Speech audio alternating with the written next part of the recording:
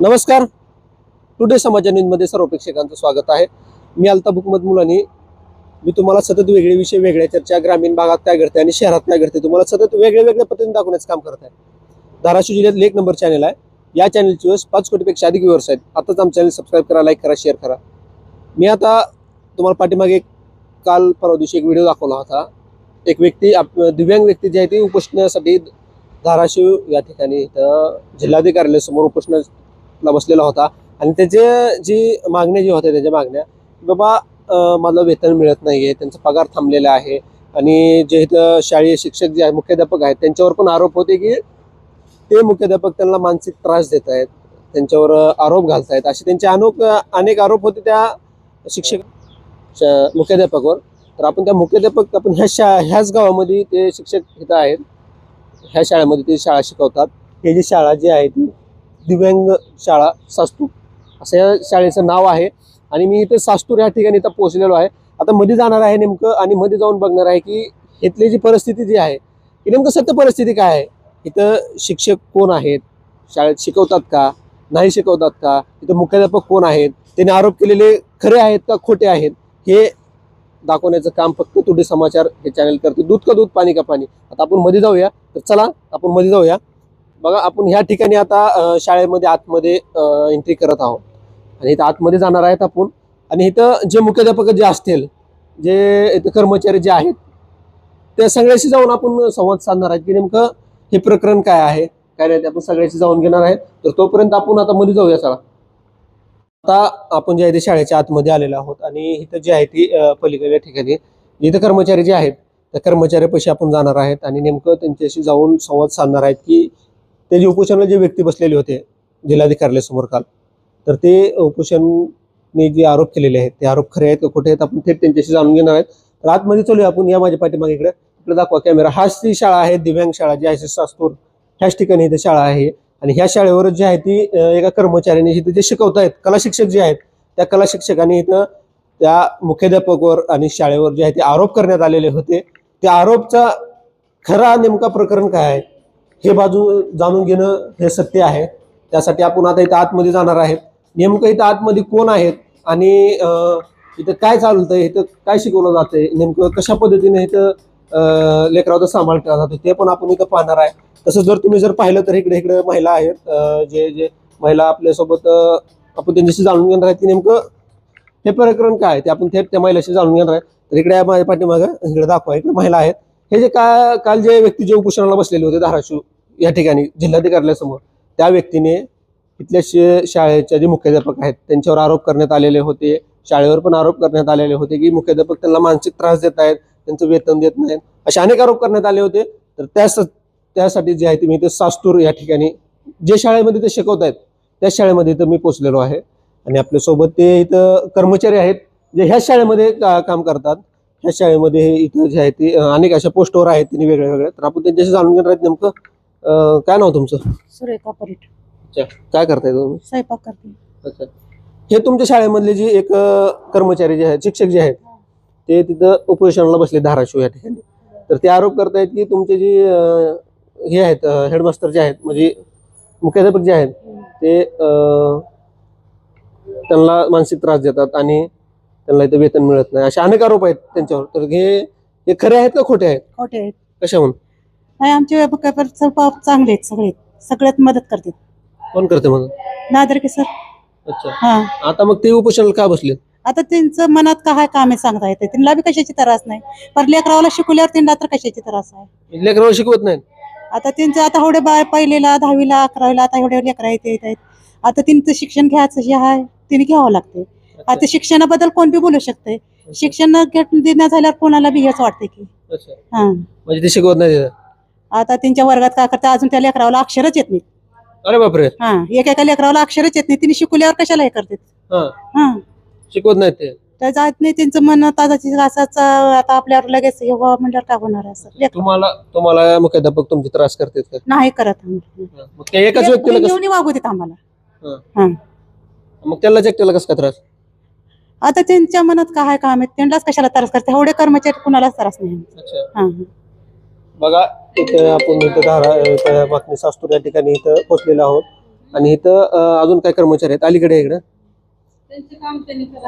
काय अलीकडे आहे ते अलीकडे बघा आहे ते काय नाव तुमचं? किरण मैंदर्गी. अच्छा. काय करता तुम्ही? स्वयंपाक करतो. अच्छा. हे तुमचे जे कर्मचारी जे आहेत शाळेमधले शिक्षक ते धाराशिव शहरामध्ये इथं जिल्हाधिकाऱ्यासमोर उपोषणाला बसलेत आणि त्यांचे आरोप असे आहेत की तुमचे मुख्याध्यापक जे आहेत ते मुख्याध्यापक त्यांना सतत त्रास देतात, मानसिक त्रास देतात म्हणून असे त्यांचे आरोप आहेत आणि त्यांचं वेतन पण थांबलेलं आहे 1.5 महिन्याचं 1 महिन्याचं काहीतरी ते म्हणत होते. असे त्यांचे अनेक आरोप होते. तर हे आरोप नेमके खरे आहेत का खोटे आहेत त्यासाठी जाणण्यासाठी मी इथं तुमच्या शाळेमध्ये इथं आलेलो आहोत. आमचे दादरगे सर खूप चांगले आहेत. त्यांनी काही त्रास देत नाहीत कुणाला. आम्ही तर आता आमची शाळा सकाळी 7 ते संध्याकाळी 7-8 किती का वाजणार तोपर्यंत राहते. त्यांनी काय सकाळी 10ला येऊन 4ला जाते. तर ते आम्हाला तर एवढं कंटिन्यू काम असून आम्हाला त्रास नाही, मग त्यांना कशाचा त्रास असतो? हा ते त्यांना शाळा सुटते कधी एवढाच पाहिजे. आणि एका तर मुलाला काहीच येत नाही त्यांच्या वर्गातल्या शिकवलेलं. हा एका बी तुम्ही आता सध्या वर्गात जाऊन ते विद्यार्थी आहेत बसलेत, आता काय चालू झालं नाही शाळा तेवढं सुरू झालेत. तर तुम्ही जाऊन विचारा त्या लेकराला, त्यांचं नाव स्वतःच काढता येत नाही, त्यांना काय सांगता येत नाही त्या लेकराला नाव त्यांचं. हा मग असं शिक्षकाला शिकवा म्हणणं हे त्यांचं काम आहे, मुख्याध्यापकाचं का नाही ते सांगा. मग ते त्यांना अवघड वाटतंय. त्यांना आता ते वेतनचं तर ते सोडा, आता सगळ्याला केवायसी करा म्हणून सांगितलं होतं एप्रिलमध्ये. आम्ही करून आलो, त्यांनी केली नसतील, त्याच्यामुळे रुकला असेल. आता आमच्या सोबत एक आहे काम करणारी, तिचा पण रुकला होता. मग ती चौकशी केल्यावर दुसऱ्या ह्याचं केवायसी झालं, तिथं पडली पगार तिची.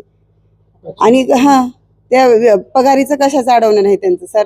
आमचे ते म्हणतात की मी दिव्यांग आहे आणि मला सगळी म्हणजे शाळेमधले सर त्यांना कोणची सवलत नाही ते विचारा मला. काय म्हणलं? शाळाच दिव्यांगाची आहे आपली.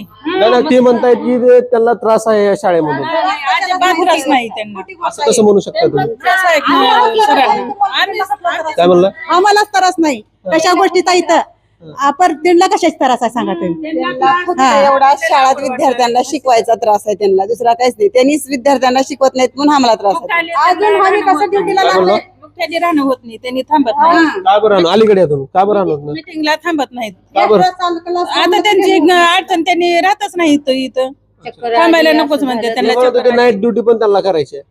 नाही नाही नाही कधीच केलं नाही. ते म्हणत होते तुम्ही करायला लावताय त्यांना. नाही. त्यांनी 10 पर्यंत गेल्या वर्षी दुसरे शिक्षक 10 पर्यंत थांबले विद्यार्थ्याचा अभ्यास घेत, पण त्यांनी थांबले नाही. एक्स्ट्रा तास निघाले ना आता.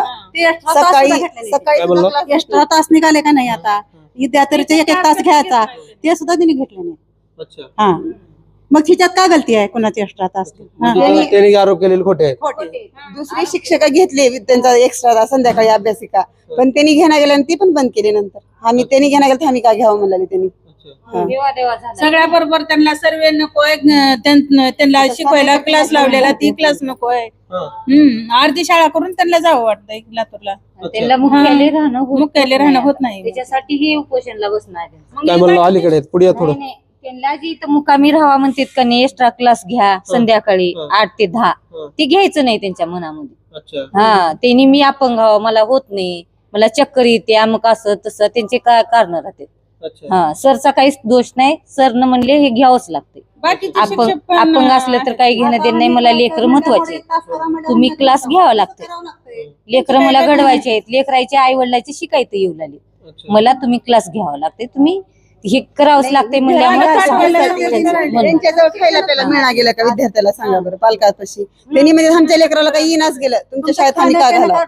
शिक्षण पाहिजे काय म्हणलं? शिक्षण पाहिजे म्हणतात म्हणजे बाहेर गेल्यावर लोक मेहनी शिकवलं तर त्या लेकराला काय म्हणणार, पालक आम्हाला विचारणार ना तुम्ही नेता ताई लेकर तुमची हिने शिकवानी कसं येणार आमच्या लेकराला. पहिलीपासूनच पाया राहता हो सर, पहिली दुसरी पासूनच लेकरूमवर विद्यार्थी जाते. ते किती वेळा शिकवतात? तिने पहिली दुसरी असं पर्यंत शिकवतात. हा कालच्याच वर्गावर आहे. त्यांच्याच वर्गावर आहे. हा. अच्छा. हा त्यांचं शिक्षण झालेलं आहे का? शिक्षण झालंय म्हणून मास्तर झाले असतील की तिने. शिक्षण नाही तर शिक्षकच आहे म्हणून मला लागेल की आता शिक्षण. आता त्यांना एवढं कळत नाही का मग लेकराला शिकवावं हा. की का उपोषणाला जाऊन बसावं हे पण त्यांना म्हणजे हे नाही का? तसं आता त्यांचा अनुभव त्यांचा कसा आहे काम आहे त्यांच्या मनात आता.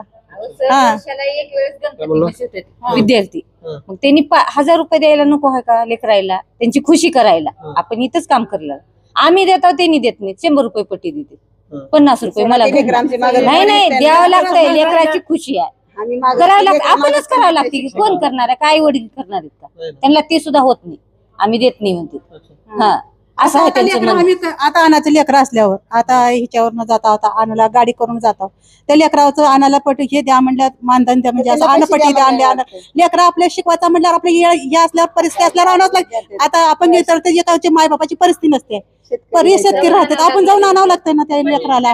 ते हे पण म्हणत होते की तुम्ही सगळे त्यांना पैसे, मग ती पट्टीचे पैसे गोळा करून देत होते का कसे देत होते त्यांनी नाही पट्टी सांगितलं. नाही आता आपल्या लेकरा आता गाडीचा खर्च आहे आपल्या लेकरावरचा आणायचं सगळं कर्माच्या डिझेलचा खर्च आहे आता आपण लांब लांब आहे त्यांची परिस्थिती नाही आई वडिलाची आणावं लागतं एका वक्ताला.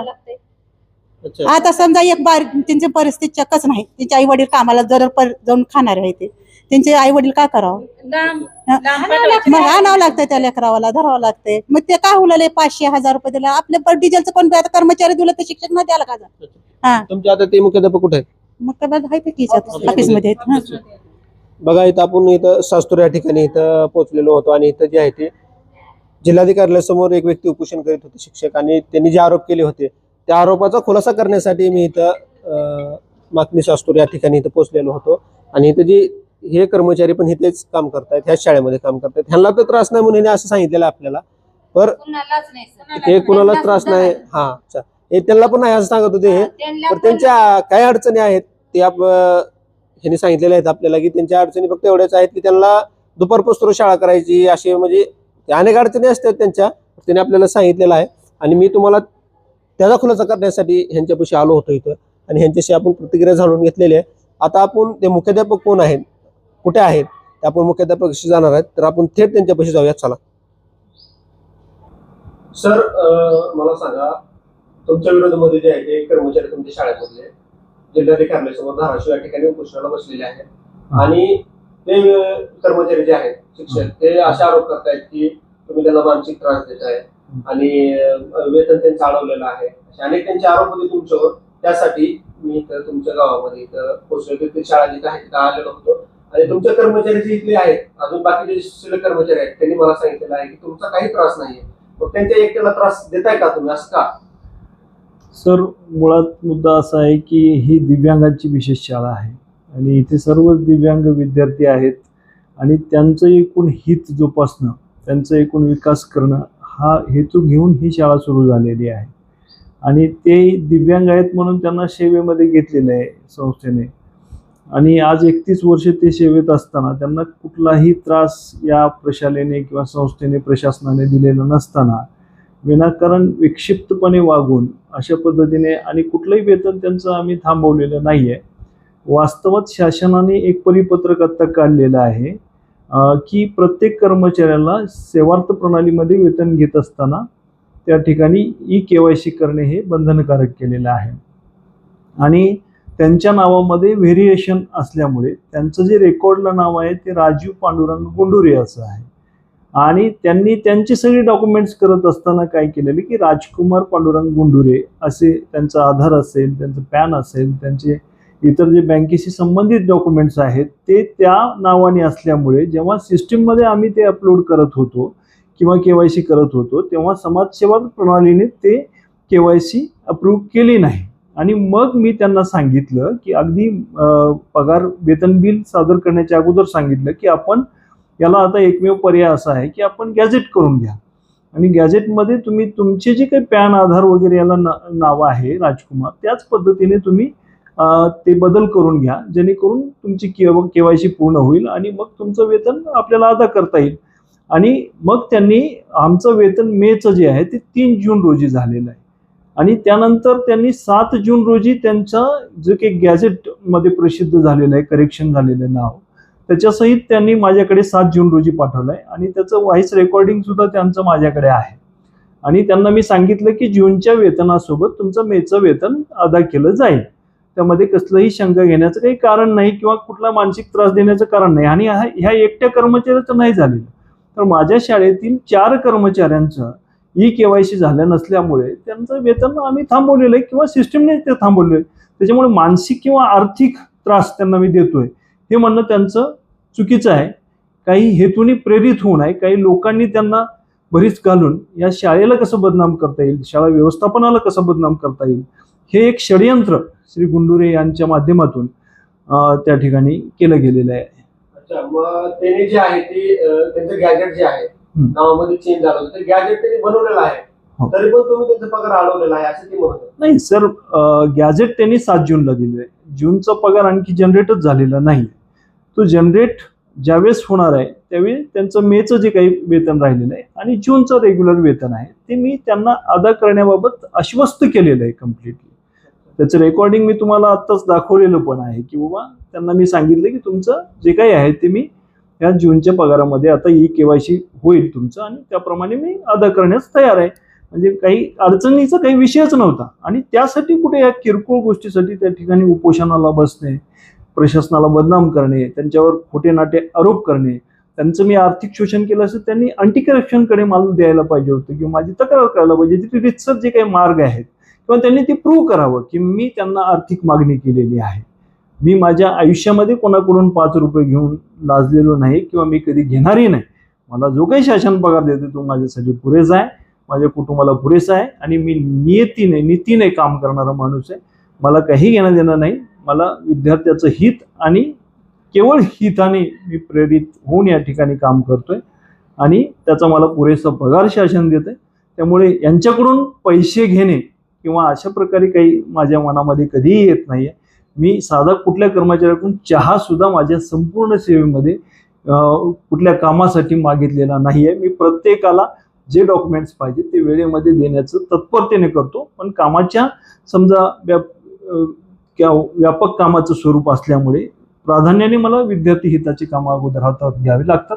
एखादी वेळेस 1-2 दिवस मला एखादा डॉक्युमेंट देण्यामध्ये उशीर झाला असेल, परंतु पैसे घेण्याचा विषय माझ्या कुठल्याही कर्मचाऱ्याला, विद्यार्थ्यांना, माझ्या मागच्या सर्व विद्यार्थ्यांना तुम्ही चौकशी करा की कोणीही विद्यार्थी माझ्या विरोधामध्ये जर त्यांनी तक्रार केली तर तुम्ही मला द्याल तर दंड मी स्वीकारायला तयार आहे. हे असं पण म्हणत होते की हप्ते जे आहे त्या हप्त्याची पगार तुम्ही काटलेले आहे, हो. त्याचा प्रकार काय आहे?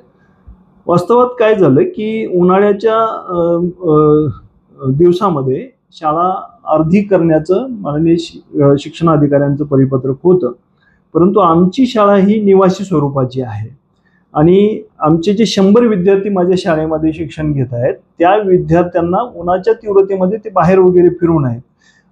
यासाठी कर्मचाऱ्यांनी मागणी केली की शाळा पूर्ण वेळ घ्या. इतर सर्व शिक्षकेतर कर्मचाऱ्यांनी त्यांचं निवेदन मी तुम्हाला दाखवलेलं आहे आणि आमची जी शाळा व्यवस्थापन समिती आहे त्या व्यवस्थापन समितीने निर्णय घेतला होता किंवा यावर्षी आम्हाला शाळा पूर्ण वेळच चालू ठेवायची, कारण अतिशय तीव्र ऊन होतं. आणि ही जी सवलत दिली जाते ती विद्यार्थ्यांसाठी आहे. सामान्य शाळेमध्ये जरी असली तर ते अनिवासी विद्यार्थी असतात आणि त्यासाठी विद्यार्थ्यांना त्या उन्हाची झळ पोहोचू नये यासाठी ती सवलत दिली जाते. वास्तवात शिक्षकांनी पूर्ण वेळच शाळेत थांबणे आहे, परंतु यांना ते नको होतं. ते दुपारी 12:30 वाजता अगदी त्या ठिकाणी पाऊल पडतात. स्वाक्षरी आमचं जे रजिस्टर आहे ते तुम्हाला मी दाखवलंय. त्या प्रत्येक ह्याच्या ठिकाणी इतर शिक्षकांनी 4:30 वाजता शाळा सोडल्याचं तिथं नोंद आहे, पण हे 12:30 वाजता निघून जातात की माझं कोण काय करतं. मी दिव्यांग व्यक्ती आहे आणि माझं कोणीच काही करू शकत नाही. मी प्रशासनालाही जुमानत नाही, कोणालाच जुमानत नाही. मी म्हणजेच सर्व काही आहे अशा प्रकारचा आविर्भाव करून ते अशा पद्धतीने वागतात आणि ते जर ॲबसेंट असतील तर त्यांचं वेतन कपात करावं असं शासनाच्या नियमानुसारच मी काम केलेलं आहे. त्याच्यामध्ये त्यांना हेतू त्रास देण्याचा वगैरे असं काहीच नाही. ते जर उपस्थित असते तर मी त्यांचं वेतन कपात करायचा प्रश्नच उद्भवत नव्हता. हे पण म्हणत होते की तुम्ही ज्यावेळेस शाळेमध्ये येत आहे त्यावेळेस तुम्ही त्यांना भेदभाव म्हणजे अशा पद्धतीने करताय की तुम्ही त्यांना नाईटला थांबवण्यासाठी सांगताय, नाईटला थांबवून द्यायचे, त्यांच्यावर वेगळ्या पद्धतीने आरोप टाकण्याचा प्रयत्न करतायत असं पण त्यांनी सांगत होते मला. सर, आमची दिव्यांगासाठीची विशेष शाळा संहिता आहे आणि त्या शाळा संहितेच्या प्रकरण 4 भाग 2 कलम 50 उपकलम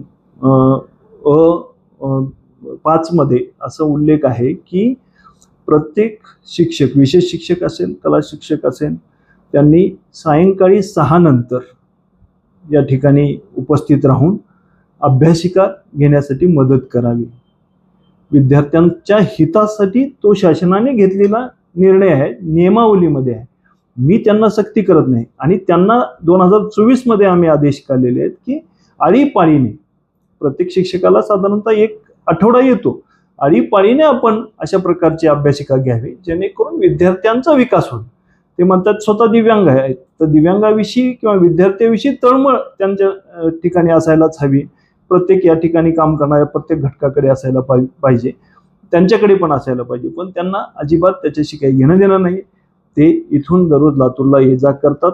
140 किलोमीटर प्रवास करून हा व्यक्ती वर्गामध्ये काय अध्यापन करत असेल किंवा त्यांना इथं राहतच नाही आहेत, त्याच्यामुळं 6 ते 10 हे काहीतरी बनाव करून याच्यातून कसं पळवाट काढता येईल या दृष्टीने त्यांनी अशा प्रकारचे आरोप केले. वास्तवात 31 वर्षामध्ये कुठल्याही कर्मचाऱ्याविरुद्ध किंवा अशा पद्धतीने आमच्या मनामध्ये सुद्धा शिवत नाही की असं काहीतरी आम्ही करावं. हे त्यांनीच आता आम्हाला दाखवून दिलं की अशा पद्धतीने काहीतरी असू शकतं. वास्तवात इथं कधीही असं काही घडलेलं नाही आहे. आणि विशेष करून ही शाळा जी आहे ती विद्यार्थ्यांच्या हिताच्या दृष्टीने काम करणारी आहे.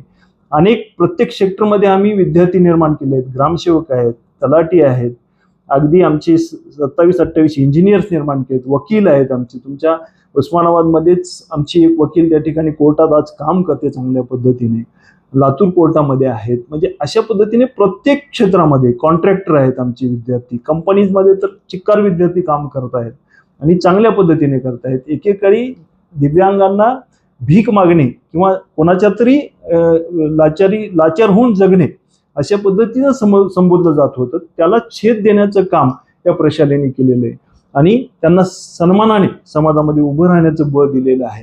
आणि हे असं असताना केवळ काही लोकांनी त्या ठिकाणी फूस लावून गुंडुरी सरांना त्या ठिकाणी उभं केलेलं आहे आणि एकूण शाळेला बदनाम करण्याचा, व्यवस्थापनाला बदनाम करण्याचा हा घाट आहे.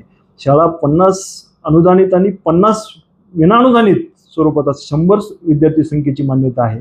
मागच्या 26 वर्षापासून विनानुदानित विद्यार्थ्यांना त्या ठिकाणी दर्जेदार शिक्षण देण्याचं काम सुद्धा ही शाळा करत असताना त्या ठिकाणी अशा प्रकारचं काही करण्याचा प्रश्नच उद्भवत नाही, हे आपण त्या ठिकाणी लक्षात घेतलं पाहिजे. अच्छा, ते मी ज्यावेळेस इथे शाळेमध्ये तुमच्या आलो त्यावेळेस मी मध्ये गेलो होतो, तर तिथले दुसरे कर्मचारी आहेत त्यांना विचारण्यासाठी गेलो होतो की हे आरोप केलेले खरे आहेत का खोटे आहेत. तर त्यांनी मला असं पण सांगितलेलं आहे की ते शिक्षकांमधले जे शिक्षक आहेत, जे शाळेला वर्गाला शिकवतात, त्या वर्गातल्या एकही विद्यार्थ्याला लिहिता पण येत नाही, वाचता पण येत नाही. ही वस्तुस्थिती आपण प्रत्यक्ष जरी त्या वर्गाला भेट दिलात आणि हे आपण जाणून घेतलं तर नक्कीच तुम्हाला त्याची प्रचिती येऊन जाईल.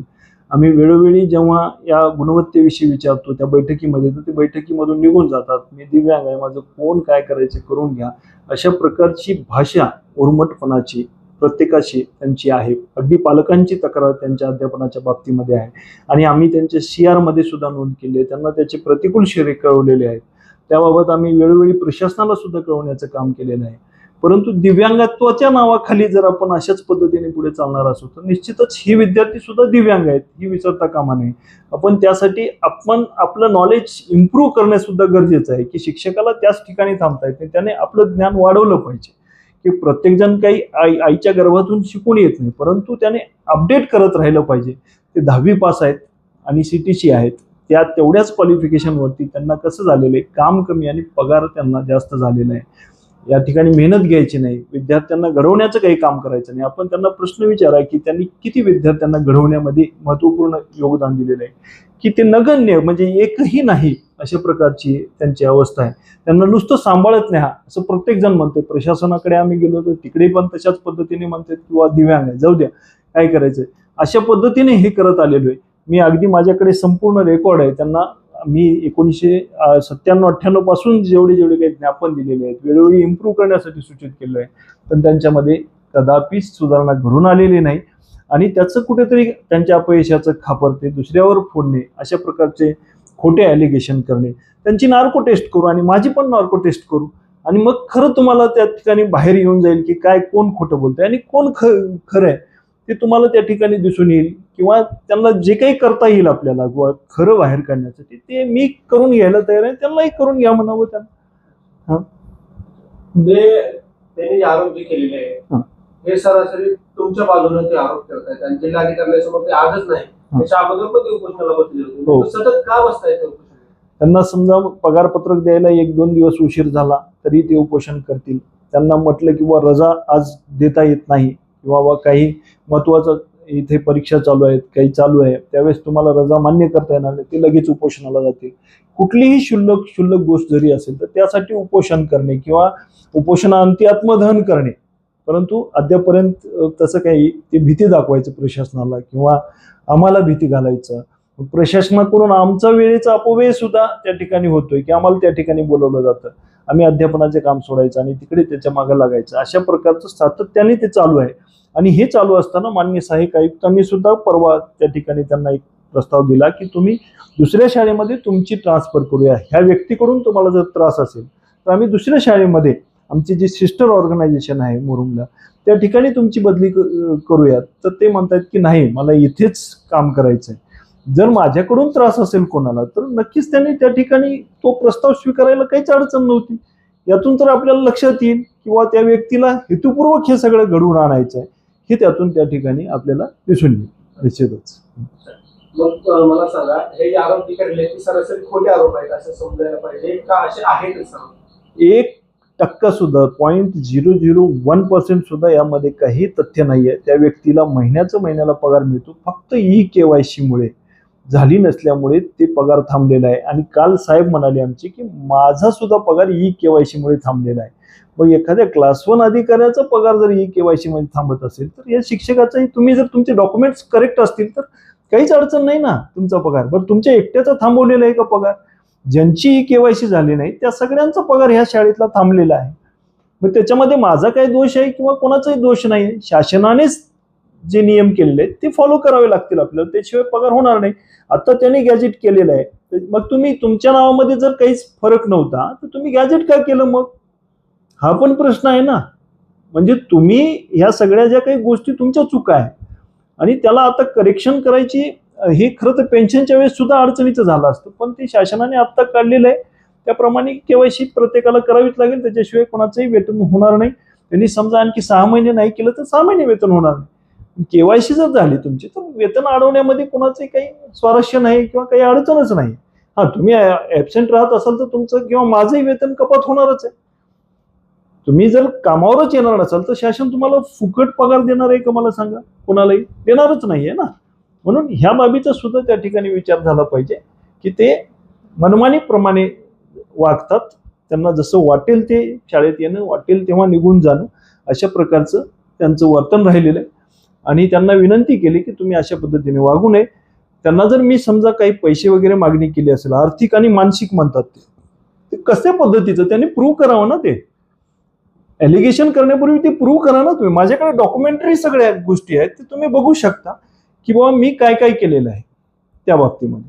ह्या सगळ्या गोष्टी तुम्ही प्रूव्ह त्यांना करायला सांगा. त्यांनी प्रूव्ह केलं तर मी मान्य करायला तयार आहे बाबा हे झालंय म्हणून. पण विनाकारण आम्हाला एलिगेशन करून आमचं मानसिक खऱ्या अर्थाने खच्चीकरण करण्याचं काम त्यांच्याकडून होतंय. आणि हे शाळेच्या आणि विद्यार्थ्याच्या दृष्टीने सुद्धा हितावह नाही. ही गोष्ट आपण प्रकर्षाने लक्षात घेतली पाहिजे. बघा, आपल्यासोबत ह्या शाळेचे मुख्याध्यापक होते. त्या मुख्याध्यापकाशी आपण जाणून घेतलेलं आहे. त्या मुख्याध्यापकाने पण असं सांगितलेलं आहे की त्यांनी जे आरोप जे केलेले आहेत ते सरासरी खोटे आरोप आहेत. तेच उलट वेळेवर शाळेमध्ये येत नाहीत आणि शाळेमध्ये येत आहेत तरी त्यांनी शिकवलं जात नाही त्यांना. आणि ते स्वतः जे आहे ते 10वी पास आहेत आणि ते दिव्यांगाच्या ह्याच्यामधून जे आहे ते त्यांनी नोकरीमध्ये इथे लागलेले होते. आणि ते जे लेकराला जे शिकवतायत, जे ते विद्यार्थी आलेले असतात, त्या विद्यार्थ्याला जे शिकवतायत ते काही विद्यार्थ्याला येत नाही असं ते मुख्याध्यापक पण म्हणत होते आणि कर्मचारी पण म्हणत होते. आणि ते हे पण म्हणलेले आहेत की तुम्ही स्वतः जाऊन त्या मुलाला विचारू शकताय, जे शाळेमध्ये जे मुलं असतात त्यांना जाऊन तुम्ही विचारू शकताय की बाबा ह्यांच्यापासून जे आहे ते हे शिकवतायत का आपल्याला का नाही शिकवतायत, ते पण जाणून घेणं हे खूप महत्त्वाचं आहे. म्हणून त्यांनी आपल्याला सांगितलेलं आहे. आणि त्यांनी जे आरोप जे केलेले होते ते सरासरी खोटे आरोप होते असं त्यांनी आपल्याला सांगितलेलं आहे. मी प्रकरणाचे तुम्हाला दोन्ही बाजू दाखवत आहे, दूध का दूध पाणी का पाणी. हे जे आहे ते जाणून घेणं, हे सत्य जे काय आहे ते मी तुम्हाला ते समोर आणण्याचा प्रयत्न केलेला आहे. आपल्यासोबत हे जे शाळेमध्ये इथं निवासी शेष शाळा आहे त्या शाळेमध्ये इथं पोहोचलेलो होतो मी. आणि हे जे शाळा आहे ती सास्तूरची शाळा, सास्तूर ह्या ठिकाणी ती शाळा आहे. तालुका ह्याला लोहारा आहे आणि जिल्हा जे आहे ते धाराशिव आहे. या ठिकाणी मी पोहोचलेलो होतो. मी तुम्हाला पूर्ण व्हिडिओ दाखवलेला आहे. कसा वाटला विषय नक्कीच कळवण्यास काही वेगळे नंबर दिलेला आहे, त्या नंबरला तुम्ही थेट संपर्क करू शकता. मी अल्ताफ बुकमत मुलानी,